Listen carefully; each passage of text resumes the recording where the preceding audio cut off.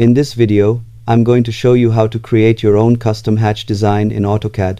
Custom hatches are a great way to add unique patterns and personalize details to your drawings. Start by creating the pattern you want to use as a hatch. Once your design is complete, convert it into a block by selecting all the objects and creating a block definition. This allows AutoCAD to treat the pattern as a single reusable object.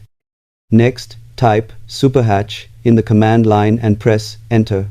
When prompted, choose the block option and select the block you just created.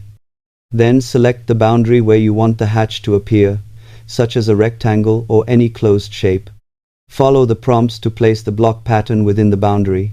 You can adjust settings such as scale and rotation if needed, or simply accept the defaults. Finally, click inside the boundary area and AutoCAD will generate the custom hatch using your block pattern. Custom hatches can help make your drawings stand out and provide visual details that standard hatch patterns may not offer. Experiment with different block designs to create unique textures and patterns for your projects. Thanks for watching and happy drafting in AutoCAD.